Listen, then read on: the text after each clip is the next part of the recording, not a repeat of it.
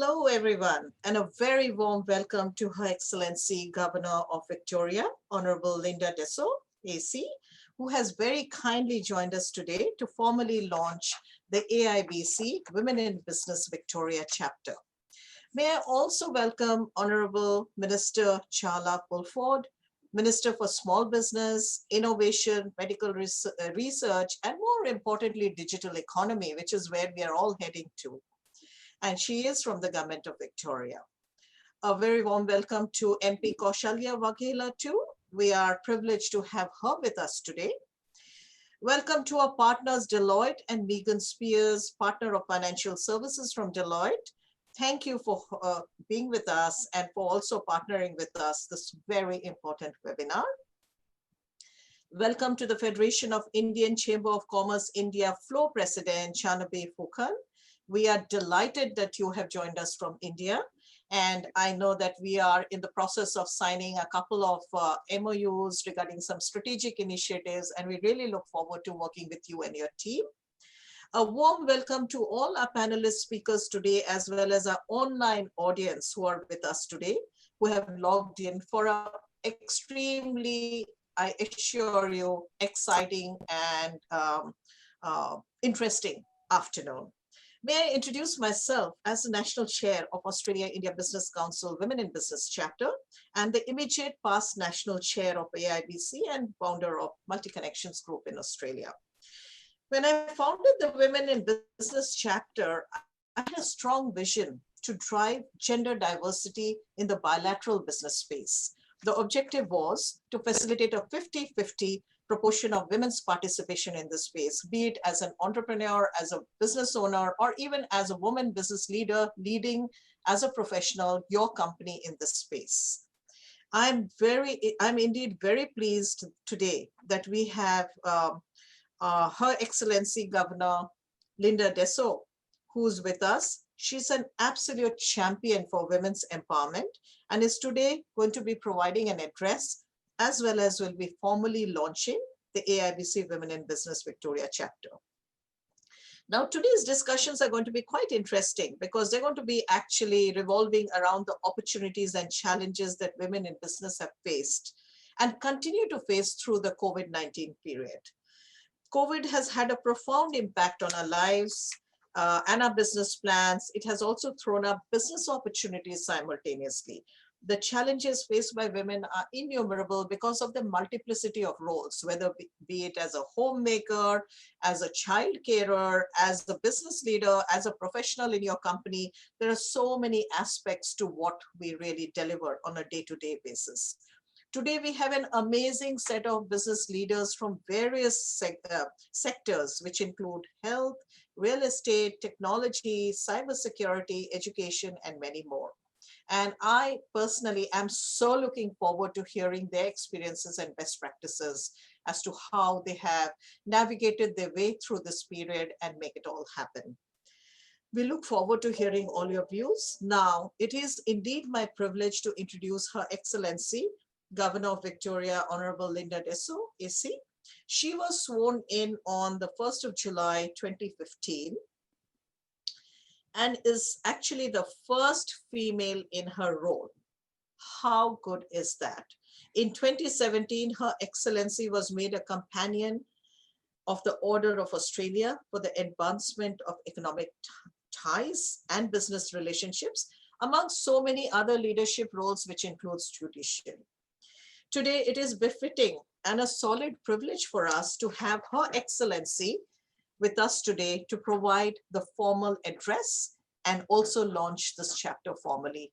May I invite you, Her Excellency, Your Excellency, Honourable Linda Dessau, to please provide your address. Thank you so much, Shiva. Can I join you in acknowledging all the dignitaries? It's wonderful to see Minister Pulford and all the distinguished guests that you have gathered together. It's an amazing group of women.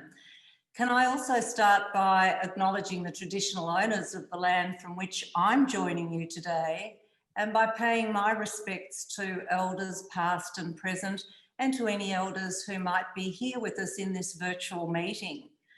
It is an absolute pleasure for me to join you today. It's no hardship at all, because this event combines for me a number of elements that are particularly dear to me. Importantly, it celebrates and further enhances the very warm relationship between Victoria and India. And equally importantly, it recognises and embraces the absolutely crucial role of women in that relationship and all the wonderful things that they will bring to the table in terms of business activities between us. I think everyone would agree that never has it been more critical than at a time when we, being the whole global community, are challenged by this terribly difficult global pandemic. And we're all hopeful of starting the economic recovery from it.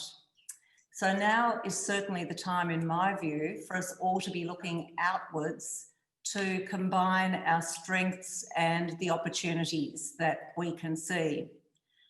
I always think that our research scientists and our medical experts are great role models in this regard, because it's their collaboration without regard for any borders that will no doubt see the long-awaited and longed-for COVID cures and treatments actually brought to reality.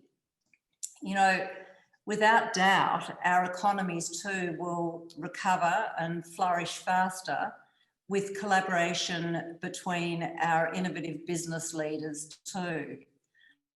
I must say, and this will come as no surprise to any of you, I'm utterly convinced that it's the people-to-people connections which frequently spawn or underpin the business connections.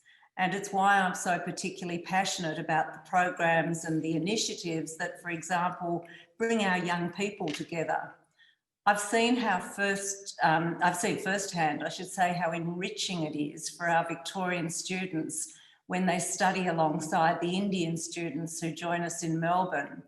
Together they trade cultural knowledge, they form enduring friendships, and they even start cooking up business ideas amongst themselves. And I'm confident always that the benefits are mutual. I think fondly of an alumni lunch that we hosted during our second official visit to India back in 2018. You couldn't have found a finer group of young people, worldly in their outlooks and in many instances using their links in Victoria as a successful adjunct to the clever businesses that they were leading. Well, if we think of fond connections, and also that gender is never a barrier to success, we need look no further than the wonderful Dr. Kiran Mazumdar-Shaw, founder of India's, of course, largest biopharmaceutical company, Biocon. We've been fortunate to visit the Biocon headquarters in Bangalore and to spend time as guests in Kiran's home. Here is, and I'm sure she's well known to many, if not all of you, but here is a brilliant businesswoman who, using some of the principles she learned as a brewing student in regional Victoria, has built such a successful business in India and far beyond. And we can be very proud that she's Victoria's business ambassador in India. And naturally, we have been sending her our warmest wishes during her recent illness. And whoever has the next contact with her, please do pass on my current wishes in that regard as well. Well, in fact, I need no convincing, and none of you need any convincing, as to how there are many prominent and clever women that we have in common, many of whom I know are attending this event today. I know that they, or you, will enhance the bilateral trade and investment opportunities between Victoria and India. And I know too that you'll be particularly alive, as we've heard from Sheba, to the particular needs of women, as we understand more and more the disproportionate disadvantage that this pandemic has visited upon women. So to this end, I'll be very, very proud shortly for the opportunity to launch the AIBC Women in Business Victoria chapter. And I do hope that as it goes from strength to strength, I'll be able to welcome you all in the future at Government House, Victoria. It's lovely to talk to you like this, but nothing beats getting together in person when we can. In the meantime, forgive me one gratuitous observation. I can't help but say that it does give me enormous pleasure as the first female governor of Victoria to note today that our minister for so many important areas that affect your discussions is, of course, also a woman, as is our outstanding Commissioner for South Asia, Michelle Wade, who is either known to you or I hope will be known to you.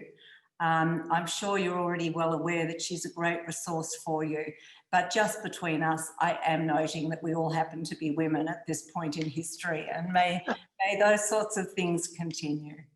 I'm sorry that I won't be able to join you for longer today, but I do wish you all the best in what I know will be stimulating discussions and a wonderfully bright future for the group that I'm very, very happy to now launch, and that's the AIBC Women in Business Victoria chapter. Congratulations, everyone. Thank you so much, Your Excellency. That is fantastic, and we are so privileged to have you with us. I may request Ritu to come in very quickly to share a few words. And Ritu, if you're there, she is, yes. May I also introduce Ritu? She is our chair of AIBC Women in Business Victoria. Ritu, over to you for a quick minute or two, please. Thanks, Shiva. It is now my absolute pleasure and honor to thank you, Her Excellency, the Honourable Linda Dessau, AC, the Governor of Victoria. Your Excellency, on behalf of AIBC, I wish to thank you for today's inspiring and uplifting address that has left us all very motivated and positive. I personally felt very inspired to hear you, and I'm sure all those present here share the same enthusiasm for the women in leadership and business. AIBC offers its sincere gratitude to you for being an advocate, friend, a champion, and a support. As the first female governor of Victoria, the role model for women political representation, resilience, and achievements, we are deeply honored that you are here to help us launch the Australia-India Business Council Women in Business Victoria chapter. As the chapter chair for Women in Business in Victoria, I am very excited to share our vision statement. We support, promote, empower, and recognize the businesswomen across Australia and India, and strive to provide opportunities for women to connect with and support each other. We deliver programs that contribute to the personal and professional development of our members, meeting their needs at the right time in the right way. This chapter will involve a variety of discussions, special speakers, resources, and supporting activities for all our members. It will provide opportunities to make professional connections that are needed to take India-Australia bilateral business to the next level. And today I remember a very famous quote from the great Mahatma Gandhi: "Be the change you wish to make in this world." As one of the few Indian women in the niche business in Australia, I have always wanted to change the leadership dynamics that women generally face, and I have believed that gender diversity drives innovation and profitability. Achieving gender parity in this century requires collaborative efforts from all of us. At AIBC, we collectively believe that by strengthening visibility, collective voice, and representation, the Australia-India Women in Business chapter can be our most promising areas of investment. Your Excellency, we hope that you will continue to provide us with your invaluable guidance as we embark on this very exciting journey of empowerment for Australia-India Women in Business.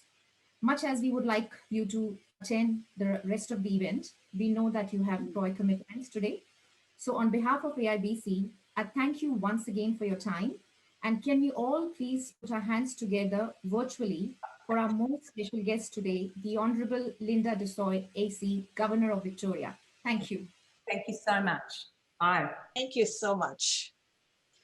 Thank you, Ritu. That was excellent. And we might move on.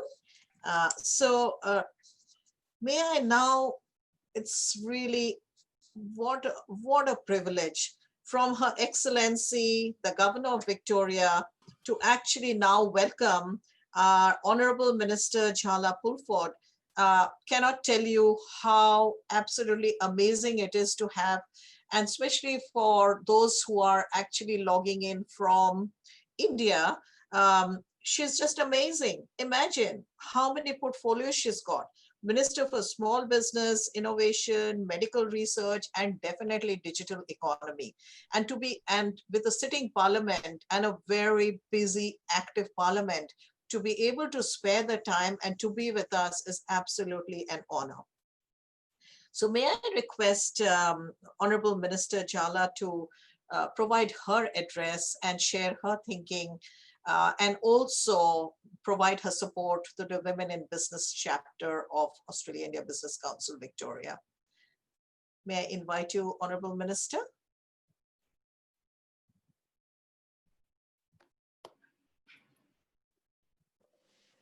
Thank you so much, Sheba. It's a delight to be with you all this afternoon. And it was so wonderful to hear from our Governor, who has so much passion and knowledge, not just of our relationship with India, but also a really deep commitment to supporting women in our business community as well. So that was wonderful. I would like to acknowledge the traditional owners of the land on which we're all located, where we are in our different locations, and to pay my respects to elders past and present. And Sheba, to you and to Rate and to Ravneet Power, thank you so much for the invitation and for the work you do in leading this important partnership and this important organisation. And I'd also like to acknowledge and welcome my friend and colleague in the Victorian Parliament, Kushalia Vagela. I think we're both looking pretty good for a couple of people who were here until 2:30 in the morning last night. But I think if you look closely, you'll see a lot of eye makeup underneath. I can say that because this is all the girls today, yeah. But Kushal is a wonderful addition to our team in the Parliament, and she is the first Indian-born Member of Parliament in Victoria. And so it's lovely to have you here as well, Kushalia, and it's such an important member of our team. You know, you very kind introduction, Sheba, and you talked about sort of, you know, how we're busy and we've got a lot of roles and a lot on at the moment with the pandemic. It's so challenging, but I could not and did not want to not be with you today. Like, this was an invitation that I jumped at.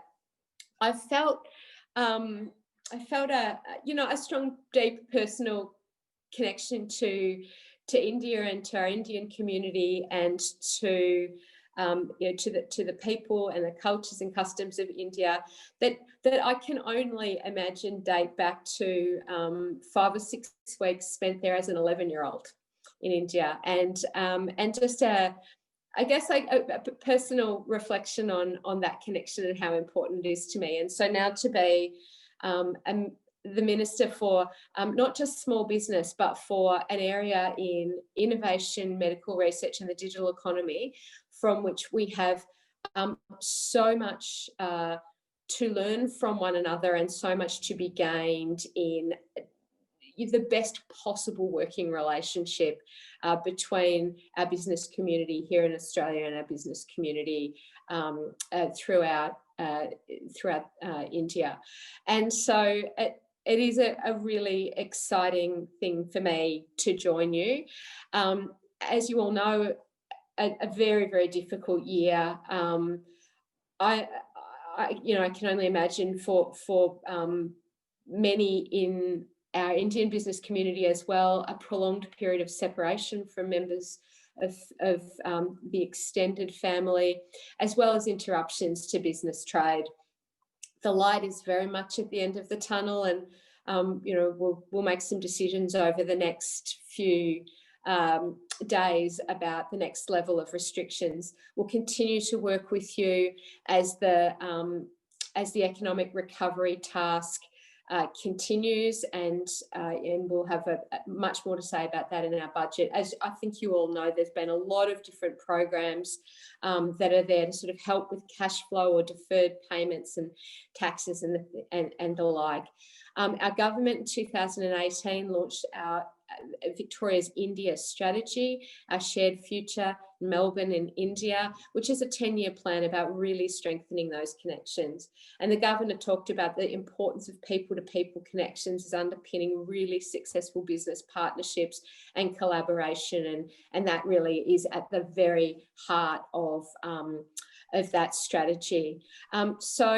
I wish dearly that we could all be together, and perhaps we will be able to again before too long. But thank you so much for the opportunity to join you and to say a few words. And I wish you all the very best through really challenging times. And I really look forward to working with those of you in small businesses and those of you in all of the sectors that I'm responsible for over the coming years. I hope you all have a great webinar this afternoon. Thanks. Thank you so much, Honourable Minister. I think, the points that you made are so pertinent. Women play so many multiplicity of roles, and, your presentation was so reflective of it because you were smiling all the way through, which is exactly what a woman does, does so many different things, but never do you see a frown or a grim expression or any kind of dissatisfaction. They do it so happily, and that's what it's all about. And I think that's one of the finest things that I think women bring to the table and make things happen in that positive manner. And your positivity just shone through the speech that you made and the address. Thank you so much for being with us, and I completely agree with you. We need to be face to face. Hopefully things will improve, and then we'll actually be all face to face and do so much more together.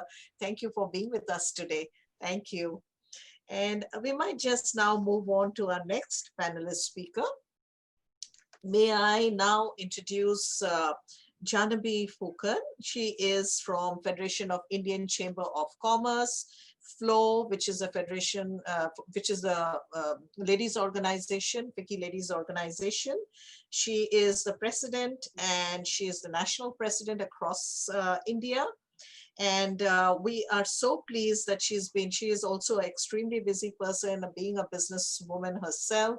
She actually has found the time to really be with us today. She represents a very, very important area, which is travel and tourism. And if there is any one challenging sector that I can think of, I cannot think of anything more than the sector that you are leading, Jahnabi. So may I request you to share your thinking with us today? Thank you very much, Sheba, and a very warm namaste from India. Your Excellency, Honourable Linda Dessau, Governor of Victoria, Minister Jaala Pulford, Commissioner to South Asia, Michelle Wade, and my eminent fellow panelists. I'm honoured to be with you here today, representing FLO, the women's wing of FICCI, as its national president. FLO is the oldest women's chamber of commerce in South Asia, with 37 years dedicated to working towards women's empowerment.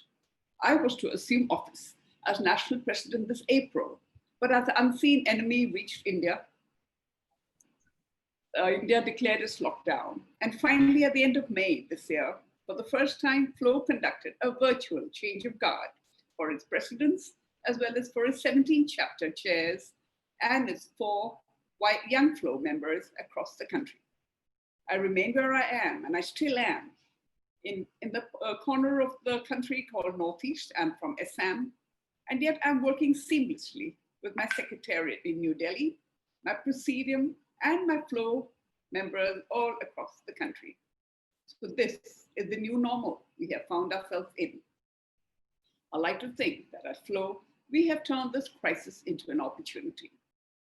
So with the challenges that we faced in our country, we have tried to address these issues and look for solutions during COVID-19 for women in business, as a very important topic has asked us to speak on.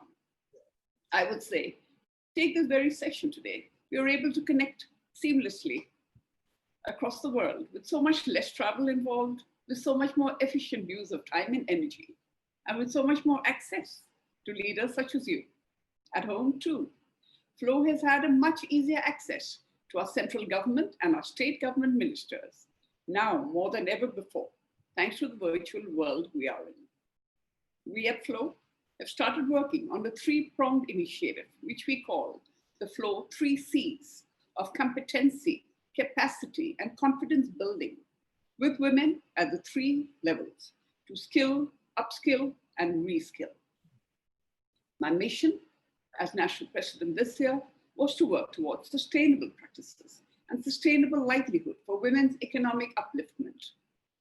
With the COVID-19 upon us, sustainability really took center stage. And instead of waiting for the old world to return, we had to work differently to get to the goalpost we had envisaged this year. As FLO had always worked with women at 3 levels, of grassroots, urban, and corporate, our objective was to create sustainable economic possibilities for women in these pandemic times. So how did we do this? At the urban level, we thought of adopting the ITI program in its 17 chapters pan-India. The ITI stands for the Industrial Training Institutes, ITI, and the Industrial Training Center, which are post-secondary schools in India, which provide training in various trades. FLO, along with the private foundation, started online workshops on building businesses and entrepreneurship. And this small effort had over 2,500 students signing up in the first 3 batches alone. We could reach students across the country, thanks to our bandwidth of our 17 chapters, the commitment of my chapter chairs, and the cohesiveness as one FLO. So encouraged by this response, we signed an MOU with the National Skills Development Corporation. With NSDC, FLO now plans to reach the vast, educated, unemployed women sitting at home in our country to launch online skill development programs customized for women with entrepreneurial aspirations.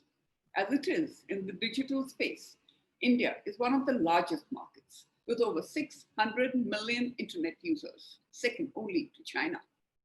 So social media platforms are being taken over by women. Content writers are in great demand. The consumer base has grown, and we are seeing a new phenomenon of homepreneurs in urban and semi-urban India. In the urban sector, FLO has tied up with the first all-women delivery service that trains women, helps get their driving license, and helps them to purchase their own 2-wheelers. This has ensured their ready employment at e-commerce companies for last-mile delivery services, which are now growing at a phenomenal rate in urban and semi-urban India. And this pandemic-induced lockdown in our country saw millions of migrant laborers and workers forced to return back home to their towns and villages. So mental health has become a key challenge. We have addressed this through psychosocial counseling for more than 15,000 migrant workers, COVID positive persons, and frontline COVID warriors to date. At the grassroots level, we took up the village adoption program, where we are working on life skills training for rural women as well as the migrant returnees. We have tried to work across our 17 chapters with this initiative. And we understand that skilling alone is not the answer. Women need to build up their self-belief, and with that, and their self-esteem. And with that, we signed MOUs to train 8,500 adolescent girls and 4,500 women in transformational life skills training, which is an internationally respected and certified program. And during this entire lockdown, FLO has carried on with its financial literacy programs, both online and offline, with 4,000 women living in poverty. Or we take the tourism sector, which Sheba has mentioned, and add from that, with over 30 years in the field of tourism. Now, tourism is one of the largest employers of women worldwide. FLO has signed an MOU with the Ministry of Tourism to work towards sensitizing and training women with the new SOPs in place for homestays as well as rural tourism opportunities. Take the handloom and handicraft sector. The pandemic has left millions of our artisans in this sector with no access to raw materials, to markets, and to basic sustenance. This sector is also the largest employer of women in our country after agriculture, with the majority being women. So FLO partnered with an organization called Creative Dignity to support and handhold distressed artisans by empowering them to reach customers digitally, giving them access to new markets and livelihood opportunities. This has created nano entrepreneurs, which would otherwise have been, who would have otherwise been invisible and the most vulnerable, and who now have the information, the knowledge, and the platform to overcome the distress due to the lockdown and the pandemic. And take the MSME sector. The participation of women in business is increasingly recognized globally as fundamental to economic growth. We are 49% in our country of 1.3 billion, but only 14% of businesses are run by female entrepreneurs. That is 8.05 million out of a total of 58.5 million entrepreneurs in India are women. So FLO this year signed up with the government e-marketplace, GEM. This is an online government procurement portal, which is brought in to aid MSMEs for the procurement and the selling of products. More importantly, the government of India had mandated that 3% of all its purchases in services and goods had to be procured from women vendors. So these onboarding opportunities to women entrepreneurs has helped our 8,000 plus membership to not only learn and engage in multiple knowledge networks through webinars and learning forums, and has also emerged as a collective voice and force to overcome one of the worst disasters of our lifetime. So women are learning along and training along, and we at FLO are trying to expose them and give them the opportunity that have existed, because we were not much aware about. Thanks again to being in the virtual world that we find ourselves in.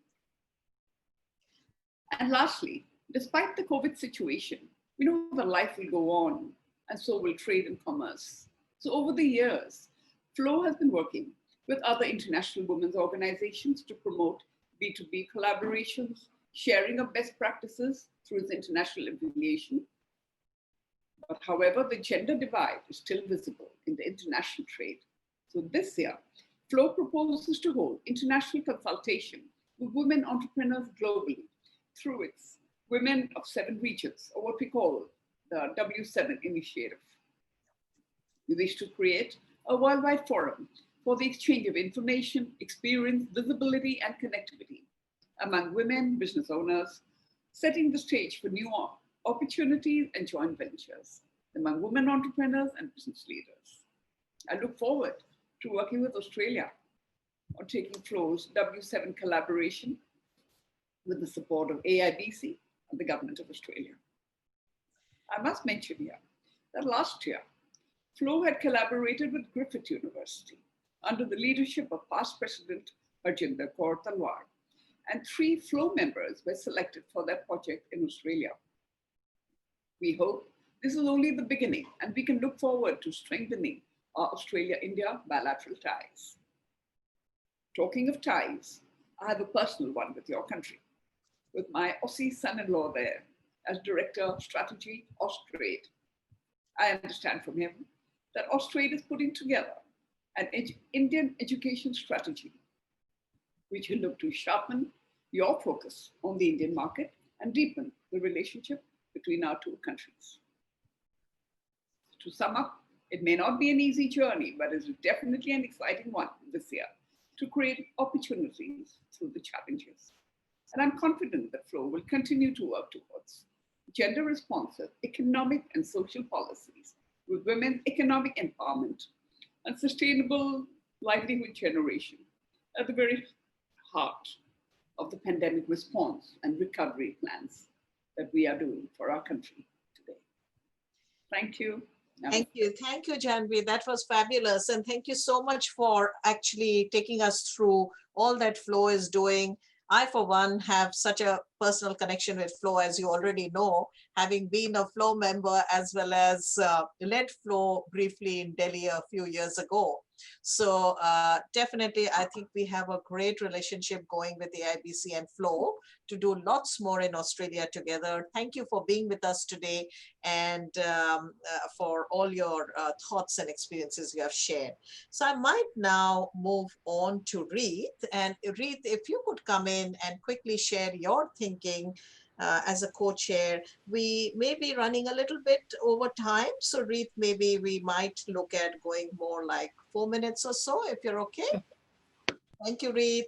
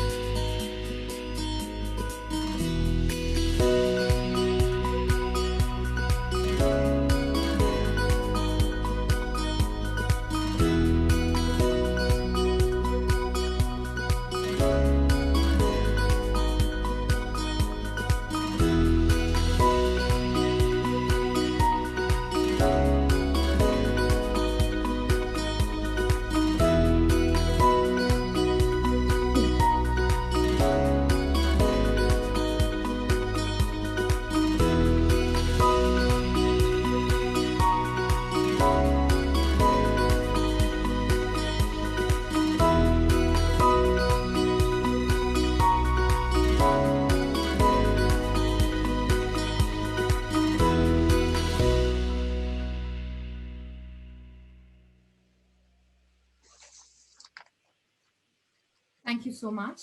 Thank you, Shiba. Good afternoon to the Honourable Minister Pulford, Kaushalya ji, and all the distinguished panel speakers. As you have seen on the video, Medsurge is a Victorian-based pharmaceutical company, and we are currently supplying and distributing 900 medicines for the treatment of rare diseases across Australia, New Zealand, UK, and Asia. Our operations are at Mulgrave, Victoria, and for the past 12 years, we have been leaders in this niche market. In 2019, Medsurge acquired a manufacturing and R&D facility in India that employs 360 plus staff. Now, together with the team of Medsurge, I have been involved in conceptualizing, directing business development initiatives, and streamlining operations, as well as managing sales, marketing, and business augmentation of the both Australia and India side.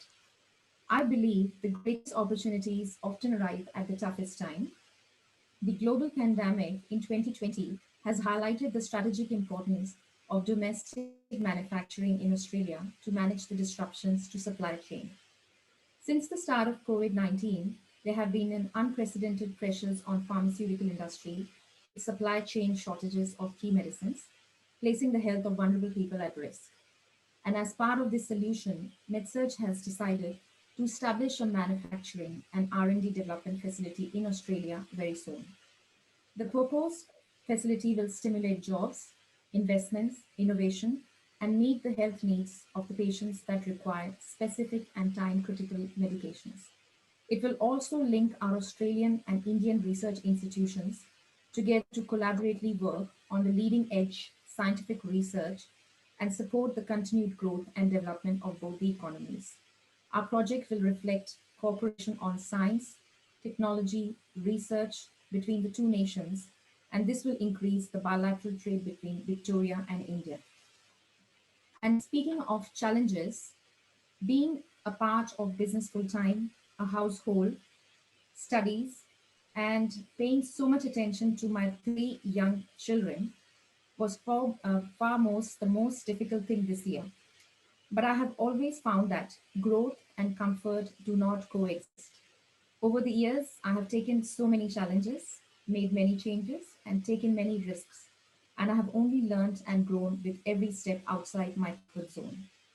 So in conclusion, as a businesswoman and chair of AIBC Victoria in Victoria chapter, I firmly believe that we women, we can take on anything. And we are masters in creating opportunities in these challenging times. And there is a very famous saying by Anne Ryan, the question isn't who is going to let us, it's who is going to stop us. So on that note, I would like to thank you all again for listening and supporting the AIBC Women in Business Initiative. Thank you. Over to you, Shiva. Thank you so much, Reet. That's excellent. Reet is the director of Medsurge Pharmaceuticals. She is the chair of Eminent Business Chapter, AIBC Victoria. And more importantly, I think Reet, you have made all of us feel proud by really adopting the Make in India vision and philosophy, by expanding to India and really seeing how we can do more with this bilateral relationship. Thank you very much for all that you do across the year and every day. We may now move into our next speaker. And may I, is Kaushalya still there? Kaushalya? Yep. Oh, wonderful. How do I introduce you? I have to introduce you probably as the Kamala Harris of Australia.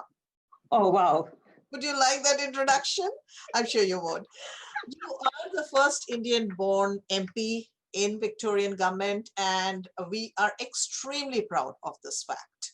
And I have to say, we're throwing you the challenge. We want to see you go very, very far, over and beyond all that you're doing, and we know you have it in you. Thank you so much for joining us. And I know it's a sitting day, the Parliament is in session, lots of busy initiatives happening, but for you to be with us, we really appreciate your time. Kaushalya MP, Member of Legislative Council for Western Metropolitan Region in Victoria, over to you to share your thinking and experiences with us today. We are very privileged to have you with us today. Thank you very much, Shivaji. I think the bell will ring in 3 to 4 minutes, so I might have to go back to the chamber. Because otherwise you won't be able to hear, the bells will be really loud. So good afternoon, everyone, and good evening to all the Indian viewers and attendees who are here. Firstly, I would like to acknowledge the traditional owners of the land on which we are meeting from different locations today and pay my respects to their elders, past, present, and emerging. Shivaji, thank you, AIBC, and the whole team. You have put a really good webinar. And it was great to hear Her Excellency Linda Dessau, AC, the Governor of Victoria, and of course, our Honourable Minister Jaala Pulford, who kindly extended the invitation to me. And it was great to hear her as well. And I'm really honored to be in presence of many dynamic women that we have. I'm sure quite a few of first in your areas, like Her Excellency mentioned that she was the first female Governor of Victoria. So I'm sure there are many firsts over here on the screen today. Now, in terms of our government, we are very big on gender equality, and I'm very pleased to see that 50% of our cabinet has women, which is great. And as far as the Victoria India strategy is concerned, I'm also pleased that the day when it was released by the Premier of Victoria in 2018, I was part of that release when that was done. And I'm really looking forward to a stronger relationship between Victoria and India. Victoria is the most multicultural state, and we have the largest Indian population here. And coming from the Indian background, I'm really honored that I've got this opportunity to represent the Indian community over here. We have got Indian people who are successful in all the areas that you name it.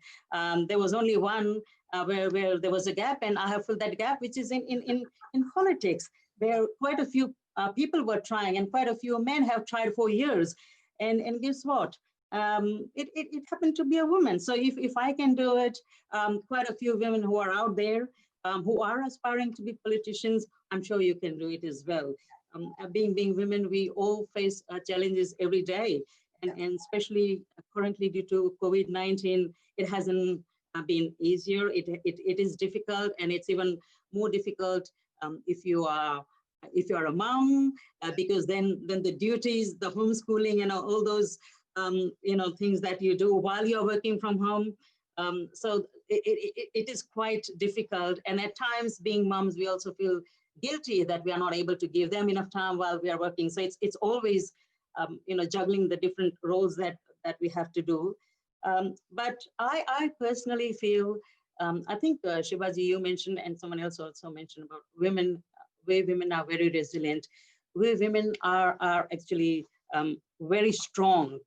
I think it's not about the strength of the women. We just need to change the perspective, the way we see this strength. And I believe that due to COVID-19, we have seen so many lives that have been impacted. But I'm a very positive person. I always see a glass half full. So I'm sure that in every adversity, there is opportunity, and all the entrepreneur women who are over here, I'm sure they will come up with some fantastic opportunity. And in terms of, I think most of you are aware of 2018 Peter Berge's report that that was published, and I'm looking forward to something substantial that comes out of it. And I hope that AIBC is able to harness this potential that we have in so many Indian women who are quite extraordinary in the work that they do. Quite a few I have met you, but if I haven't, I'm looking forward to meet with you face to face. Thank you very much and all the best. Thank you so much, Kaushalya. We really appreciate your presence. I've known you over the years, and your positivity, your real goal to make things happen, and you're so outcome driven. I'm sure we'll be able to take this relationship, especially for Victoria, forward with India. There's no question about that. Thank you so much for being with us today. And I might then now look at inviting our partner, Deloitte. Meghan Speers is from Deloitte. She's the partner of financial services. Kaushalya just spoke about the India Economic Strategy 2035. Financial services, professional services is definitely a very important sector where we believe there's going to be a massive growth opportunity and potential over the coming years. So may I invite Meghan to share her thinking and views on this matter. Over to you. Thank you, Shiva. Thank you very, very much. And on behalf of Deloitte, we're absolutely delighted to be involved in today's proceedings. So thank you very, very much. I personally just wanted to share with you probably from three lenses, the three lenses that I looked at this crisis through initially, and perhaps more importantly from a business sense, just some thoughts on where to from here. When the crisis first hit, I guess I looked at it as a business leader, as a non-executive director, and as a mum. And they are all unique experiences, and I'm sure we've all had that, but there are very much commonalities amongst those. So as a partner at Deloitte, as a people leader, as a client serving partner, we very much focused on the safety and well-being of our people as our number one priority. To our clients, it became all about risk management. How do we deal with cash flow, supply chain, liquidity, people management, and all of those other factors. And I think the two lenses we very much tried to look at my world through was, how do we make this a positive experience? And how do I learn from it? How do I not just survive this, but somehow thrive through it? From a non-executive director of a national charity, very much a female-led sector that has been very much hurt by COVID-19. And we're a women's focused charity, so Ovarian Cancer Australia. Our funding model somewhat ceased overnight. So we looked at, how do we look at our serving our women that need us? How do we support the staff financially? And how I'm sure many small business owners have had to lean into in the last little while around, is my business a going concern? Again, the lens I tried to look at that through was, what do I learn? How do I help this organisation not just survive this, but thrive from it? And the last lens was as a mum. All of a sudden I was a homeschooling mum. I had little ones looking at the daily virus case numbers, which is not what little people should be worrying about. And so I had to take from that my blessings that I had more family time, even though that in itself too was an adjustment. But the lens again was, how do we make this a positive experience? So with all those lenses, there was a consistent focus, I guess, for me. How do I make this positive? And what do I learn from it? And I think this holds true now for our business community. Recessions are terrible and the human toll is real. And I don't for 1 minute want to downplay that. But from a business perspective, recoveries, they're big opportunities in markets like these. And we've seen some of our world's most successful businesses built on the ashes of recession. Microsoft, Apple, Netflix, Airbnb, just to name a few. So it is important that Australia is ready for recovery, and it is important that organisations are ready too. So what can we do about that? I guess we need to face into what our new normal is, and our industry and sector will drive what that is for each and every business, and every business person on the call today will be leaning into what that is. I think we also then need to focus on our workforce and our talent. We have proven we can work remotely. How do we now enhance women's participation in the workforce now that we can get this workforce and talent piece better than we had it before?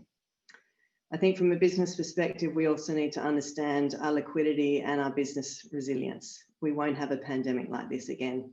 Heaven help us if we do, but how do we build risk management practices into our businesses? We need to strengthen our global supply chains, and we've spoken on that already on this call today.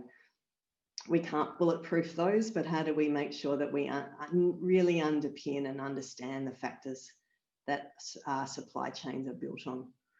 And then when we are ready, how do we digitally transform? And I think that will come with confidence now, as business comes with confidence. So Sheba, for me, I think it was surviving COVID, but now how do we as a business community thrive? And how do we now, as an Australian community, really start to rebuild? Excellent. Thank you so much, Meghan. That was amazing. I loved your three-lens approach. It's perfect, you know, especially in view of the multiplicity of roles. But more importantly, I think what I really loved was it's not just about surviving, it's about recovery and how do we move forward now. And that's, I think, is the important, you know, focus and the lens that we all need to have. Thank you so much for being with us today, Meghan. Really appreciate it. And I know your segment is going to definitely go up and up, because that was one of the sectors that Peter Varghese' report, IES 2035. I was fortunate enough to be one of the working group, reference group members, and we do know that professional services is going to play a very important role there. Thank you so much for being with us, Meghan. And I might now move on and invite somebody whom I've been working in the past for quite a few years now, and really do respect the amount that she has put into this relationship over the years. And that is none other than Michelle Wade. And Michelle is the Commissioner to South Asia for Global Victoria. As everybody knows, Global Victoria, within its short span of time since launching, has made a huge impact in the way they have been approaching the bilateral business relationship, not just with India, but across the world. In fact, what I really like, the fact that their positioning, which is really taking on the world, just speaks volumes of where Global Victoria's vision lies. And Michelle, it's just such an honor to have you with us. You are very, very busy on the ground there. We know that, from strategy to implementation in India. And thank you for logging in, being with us today, and for sharing your thinking today. So over to you, Michelle. Great, thanks Sheba, and thanks everyone. I feel so surrounded by friends, not only the many panelists and speakers that I know, but also the fan mail from Mary and coming up as well. So thanks to everyone. Congratulations firstly to AIBC for this Women in Business Victoria chapter. Women's business and women in government is something I'm hugely passionate about, and I'm immensely proud to work for the Victorian government, who I think is a leader in giving women prominence in government boards, on sporting boards, and in conference agendas. And I've written quite a lot on that topic. So anyone who wants to see more, you can go into my LinkedIn profile and look at the articles. I think there's about 3 articles specific to those sorts of topics and advice for women in their working careers. Just before COVID, I actually, we initiated Global Victoria Women's first global women's mission, and that coincided with the cricket, and we had the largest delegation from India, and it was one of the last public events that the governor attended, was the T20 final. And it's great to have you along. I've not only been to FICCI FLO events in Bangalore back earlier this year, but I suspect I also know your son-in-law, Vinny Maharaj, very well. So I'll pass on my regards to him. He was until recently a Victorian government employee, and a very, very good one.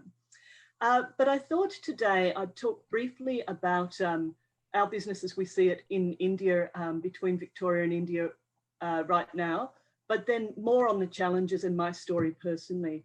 So in terms of trade and investment, we are seeing significant business both ways continue to take place, and the industries we're seeing grow are particularly health and wellness, edtech, and online gaming. And I'm delighted to say I've got women clients in all of those areas.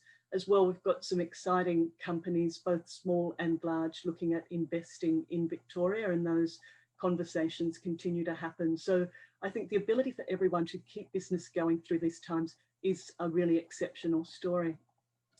But in terms of challenges, my story might be a little bit different to other people. For me personally, I'm normally based in Bangalore and I live up there alone. So I'm sort of a fly-in, fly-out mother to 3 children and a husband back here in Australia. But suddenly I came back to Australia and landed in my family and had to recalibrate the whole family for them not being used to me being around, and not only them not being used to me being around, but now I'm around all of the time. And I'd say that's particularly challenging for my daughter in grade 12, for whom I'm now very visible. But for me professionally, sort of a date in my mind sticks firmly in my head. It was 1st of May. I got a phone call on a Friday afternoon that said, Michelle, you're back. We need a senior manager to lead a significant COVID activity. And so while I've been back in Australia, I've also been managing the International Student Emergency Relief Fund. That's a $45 million fund, grants to international students who've been affected, whose work has been affected. So if you like, a bit of a stopgap for JobKeeper not reaching foreign students. And I can proudly say that the Indian students have been the greatest recipients of that fund, and we've provided grants to over 8,000 Indian students and over 30,000 students in all. So that was a great new challenge, highly stressful, and I have the benefit of getting to lead what's about a 90% female team. It's expanded my network within the government and created some wonderful lifelong friendships. Also, I'm still managing the office in Bangalore remotely, but it's meant that I've had to give up doing things to balance this other role, but I'm lucky I've got really good people to depend on. I'd say the learnings that I have is conference calls can't entirely replace face-to-face, and especially when you're working in second language. So for me, with some difficult conversations, I've sometimes had to ask people to step in and do those on my behalf when I think they might be better done in local language. And then one of the benefits I would say to women particularly is the value of conference calls leads to just a more disciplined approach and everyone getting a fairer voice at the table. So in summary, I'd just say it's been an interesting time. I'm looking forward to getting back to India, but my advice to women would be flexible, be supportive, and be open to new challenges. Thank you. Thank you, Michelle. That was amazing. And I'm sure your daughter and family would be pretty pleased to have you around. No, I'm sure it is. Thank you. That was amazing. And Global Victoria is going so well, and all the very best. And AIBC is really looking forward to working closely with Global Victoria, the Women in Business Group. So thank you for being with us today, Michelle. And going forward, I just thought, in view of the time frame, we might look at shortening the speech span for the rest of our speakers, if you don't mind, by a minute each. That way we'll be able to all fit into our time frame. So it's my pleasure now to invite Sadhana. Sadhana Smiles is a CEO of the Real Estate Industry Partners, REIP, and Director Harcourts Move. Now, when we talk about travel and tourism, that's all good, but real estate is another one which has been hit really, really badly. But again, we find that while we say it's been hit badly, they have been, really undertaking some pretty good strategies, which doesn't make it look as bad as it should have been. And over to you, Sadhana, to share your thinking on this particular area. Thank you so much, Shiva. Thanks for having me. So yes, you're right. Real estate is an industry that underpins the Australian economy, and often we base economic forecasts on what is occurring in the property market. And of course, Australians love their property. COVID-19 has had a significant impact on how we do business. Most of our offices are small to medium-sized businesses, and of course, many of our clients were severely impacted as well. As an industry and businesses, we had to pivot overnight and take a lot of our businesses onto online platforms, and at the same time ensure that our people were safe and our businesses remained viable. One of the more significant challenges that many businesses have faced is moving entire workplaces to work from home. In many ways, COVID-19, if there was a positive, it forced our businesses to pivot and take on products and services that have always existed in the marketplace, but we chose not to adopt them. And like many other industries, we as leaders were challenged. Leadership styles had to change. We had to learn to connect differently with our teams through Zoom, and we were no longer face-to-face with them. And I think as a result, there's been a new currency of leadership emerge, and mostly that is around kindness, empathy, and leading from the heart. As leaders, we've had the ability to have insight into our people's homes, their lives, their kids, their cats and their dogs who constantly turn up on Zoom meetings. And this really does create a different connection with people. And that's the part that I've enjoyed the most. Mental health has been a huge focus for our industry. And a week ago, we released a mental health app called Real Care for the industry. It's a frontline triage app that's designed to help our people with basic tools to manage anxiety, sleep, exercise, and even their finance. And most importantly, it's just a one-click for help. One of the biggest impacts our industry has had is from the virtually zero migration numbers that we are currently experiencing. No students mean that there's a real lack of clientele for the inner city student accommodation market, and houses new universities. People are reevaluating where they live. The inner city is no longer so attractive. We know we can work remotely, we can have flexible work arrangements, so we can live away from the city, and that's going to have a bit of an impact on our markets. Personally, my focus has been on my well-being, ensuring my kids are doing okay and taking care of my elderly parents. At a business level, making sure that we make the right financial decisions and people, the human capital decisions, because we all want to come back to a place that we can work in. A large portion of our industry is women, and I believe the new leadership style that we are seeing is more suited to women, and it will provide more opportunities, especially with flexible workplaces becoming more popular. So over the next few years, as we see confidence rise and the market go back up again, migration rates go back up, I think that the property market will pick back up. Keep investing, as we say, buy and hold, stay safe and stay connected, and most importantly, look out for opportunities in the marketplace that didn't exist before but will start to exist moving forward. Thank you so much, Sadhana. That was fabulous. And thank you for sharing those personal details about the way you look after your aged parents, the family. I mean, it all ties in, you know, you can't just look business in isolation. And thank you for sharing your views. And we might now move in to the next speaker, and that's Dr. Ritu Anand. She is actually dialed in and logged in from India. Thank you, Ritu. Thank you for making the time for us. Dr. Anand is the Chief Leadership and Diversity Officer of TCS, Tata Consultancy Services, and technology, as we know, is going to be one of the strongest platforms, perhaps, for this COVID recovery. And over to you for your views, Ritu. Thank you, Shiba. Thank you very much, and happy to be here. I represent, as you said, TCS with 500,000 people working with us, partnering with us, and as full-time employees.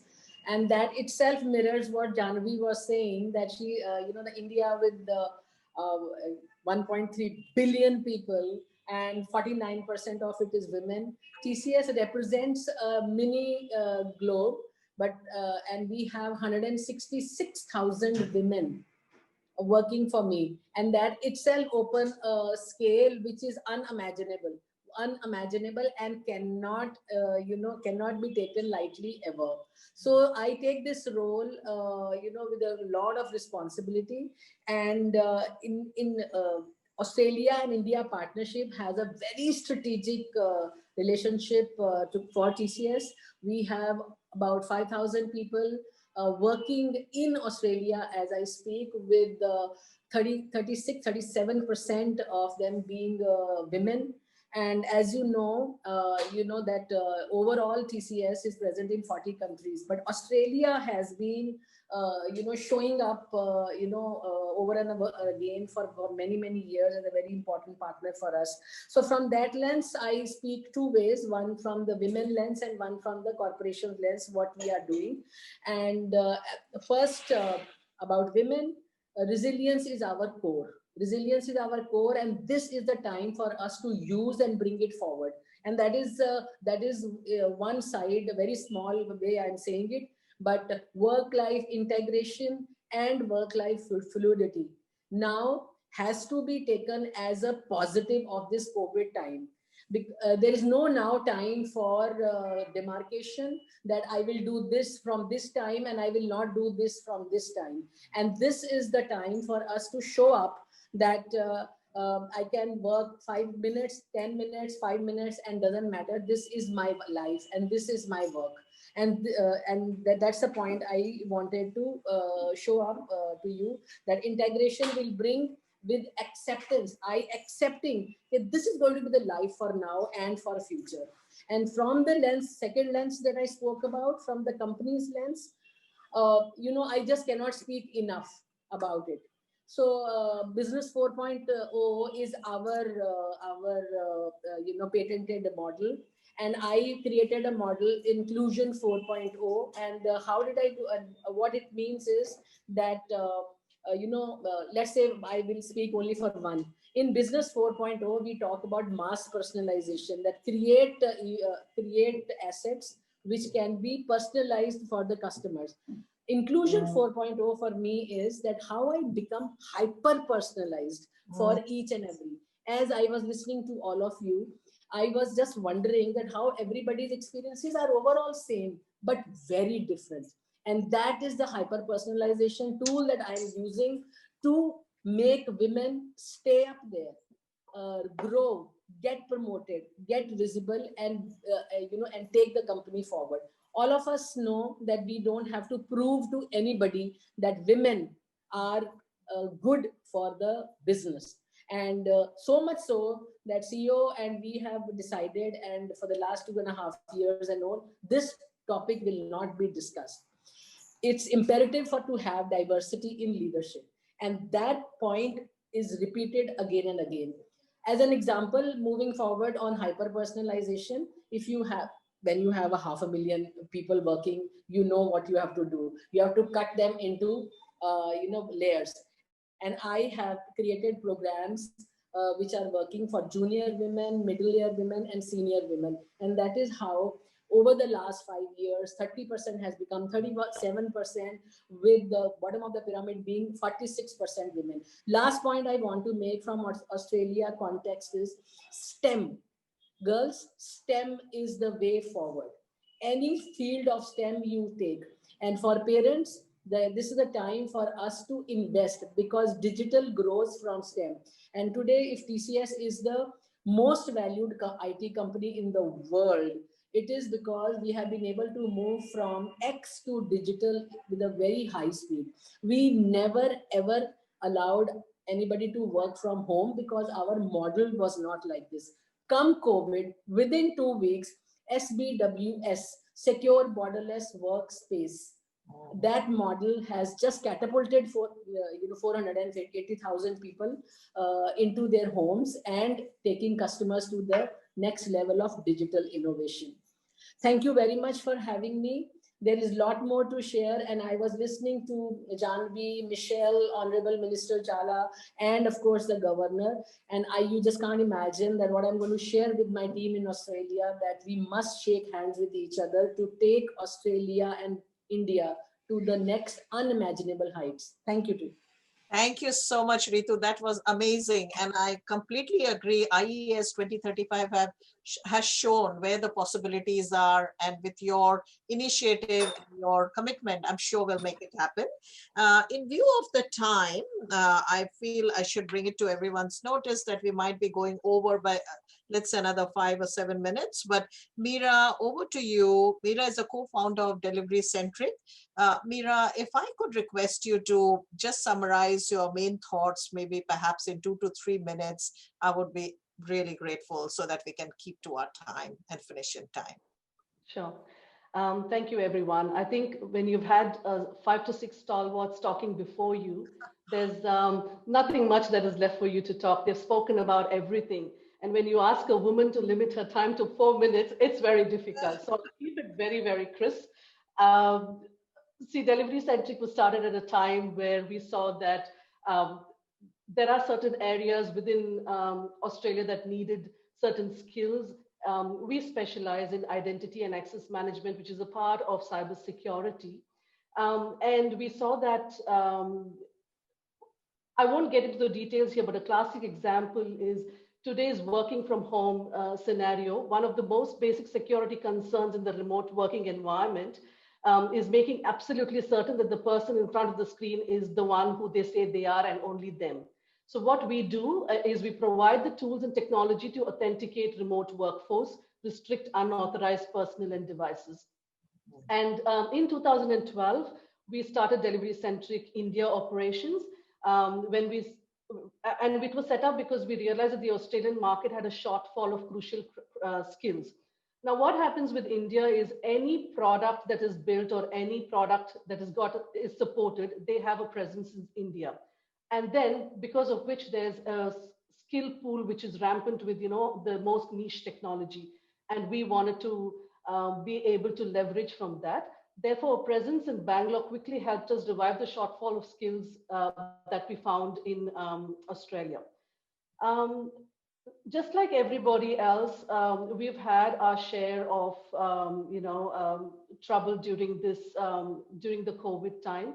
While yes, business was going well, customers were looking out for reducing their spend. So the presence in India, Bangalore really helped. Also, the fact that we had a lot of people, the time where we had to realign and see if, we didn't want to lose our team members and the roles that they played, but then we had to weigh it against the cost. So then what I did is, because I had the hiring and the operations for the organization, I tried to see if I could then, reskill or remap people into other areas within the organization so that we could, secure them. During COVID, virtually all women entrepreneurs, regardless of their social economic status or the businesses they run, were disadvantaged or are disadvantaged because of, as everybody said, childcare, homeschooling, household burdens, and all of that. But personally, from the time we started Delivery Centric, I had not taken a break from work. What I did was I spent a lot of time with family, with my teenage son. He's a teenager now, but I've never had that much of time with him. I actually took the time to cook food at home. I did a few things around the house. I lazed around a bit and, took care of myself. So I know that it might have not been the same for a lot of other women, but, this is what it is. Not everything comes in a platter. Each one's having a different time that they have these struggles, and we just, make the most or the best out of it.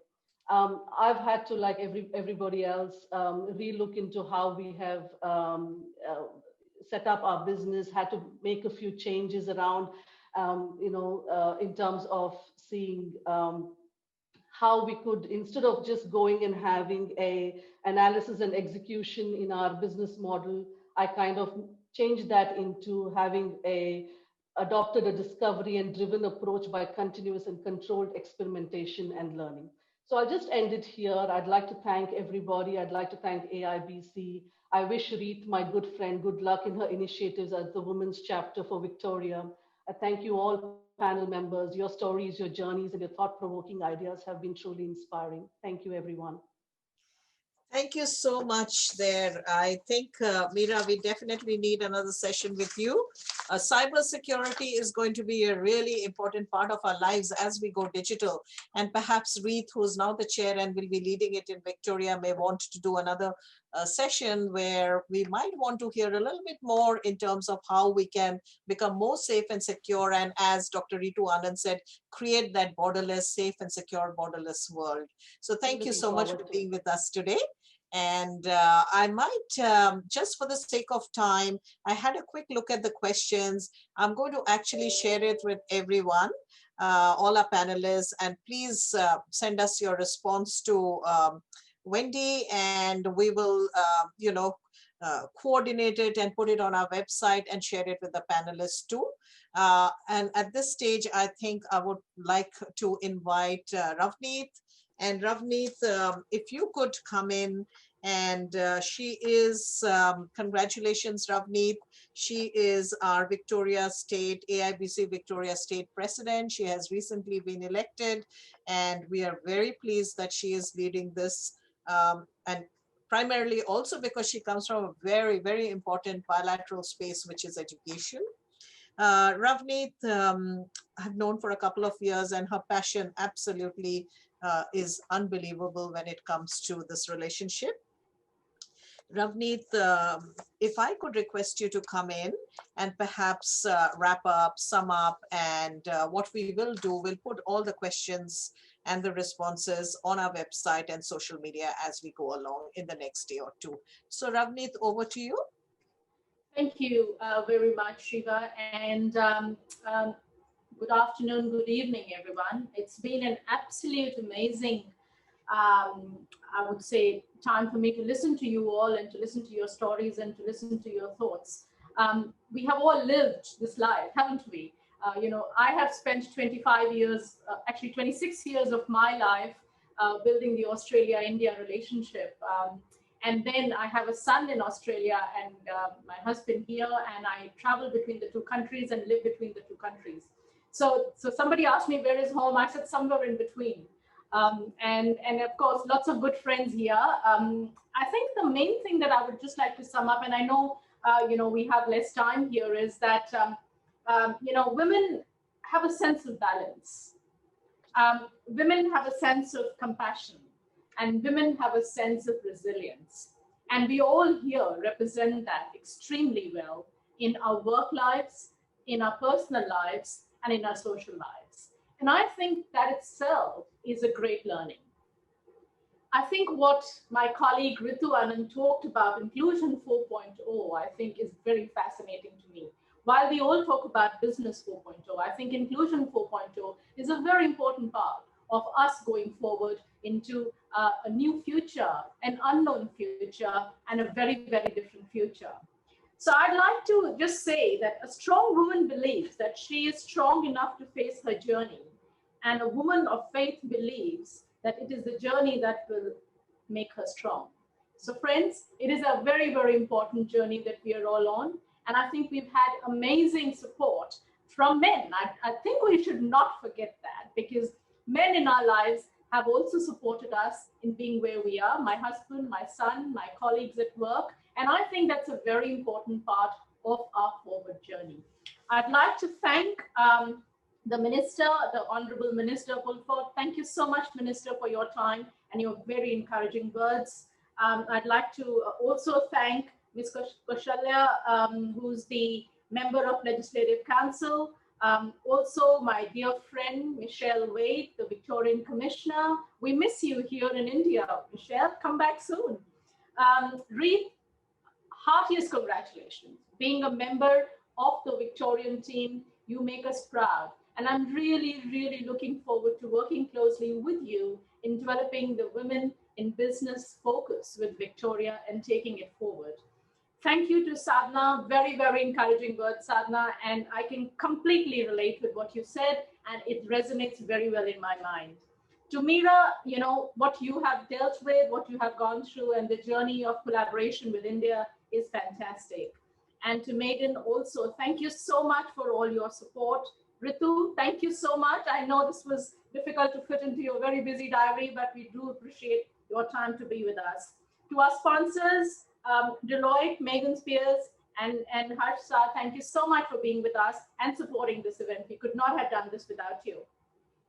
To the wonderful Shiva, our National Chair of Women in Business, and a fantastic supporter and a fantastic moderator. Thank you, Shiva, and I'm looking forward to very, very encouraging and exciting times with you and the entire team.